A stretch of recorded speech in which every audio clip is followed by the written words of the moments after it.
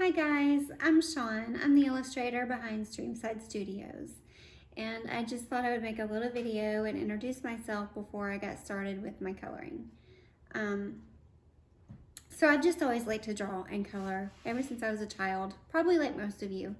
And when I grew up, I became first a nail tech and then a cosmetologist. I had 3 children. And at that point, I decided I needed to stay home. And I was really bored, and someone introduced me to stamping. And I was like, oh, this is so fun. And I was loving it. So I got on a design team, and then I asked them about how you make your own stamps, and they were interested in seeing my drawings. So I showed them my work, and they hired me on as an illustrator. That was about 15 years ago. So I did that for a few years, and then I had another baby, and I just was really overwhelmed. I was homeschooling my 2 middle ones, and then I had this little baby, and she cried all the time. Anyways, I took a few years off, like 10. Took about 10 years off, and just got back to illustrating last February. So it's been almost a year, and I joined Instagram, which has been so much fun and so inspiring. Seeing all the work that you guys do is really different than card making was when I last did it like 10 years ago. There's more detail being put into the actual coloring, and the cards have kind of been more simplified.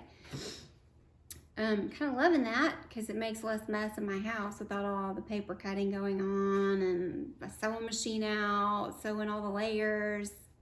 Anyways, I've had some questions about my pencil coloring, and I thought I would try doing a few tutorials.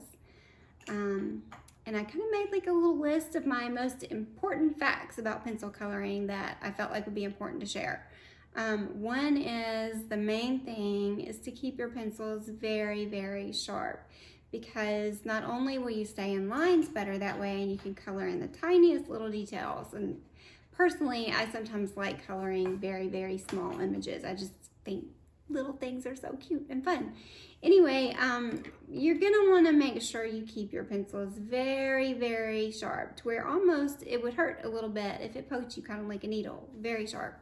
The reason for that is because if you were to look at paper under a microscope, it actually has like a lot of texture and tooth, and the sharper your pencil is, the better it's going to get into that. When you lay the pigment down, it's going to be less grainy than if your pencil were sort of dull and flat, because it would be kind of like when you're doing a rubbing and you're just going over the very surface of the paper, and it will make it grainy. Another thing that I sometimes do to smooth everything out and blend everything together and brighten it up is to use mineral spirits and my paintbrush to blend the colors together better. Then after that, I usually go back over with more shadows and more highlights.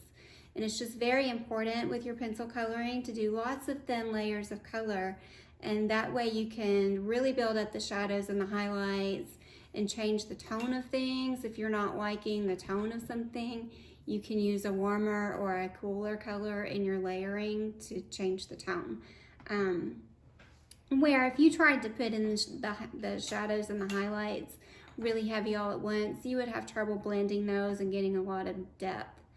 Another thing that's important to talk about would be the type of paper you're using, because the paper you would normally use when you're coloring with alcohol markers is going to be very slick, and you're not going to be able to get a lot of layers with your pencil on there, because it'll start building up and getting more waxy, and you're just not going to get as pretty of a result as you would with like craft paper. Normally when I do colored pencils, I really like using some type of craft paper or something with a similar texture, because that does really well.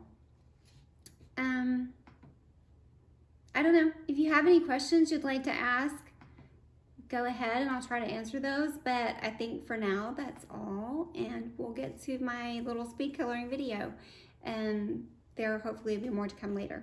Thanks. Okay, stop the video. Oh.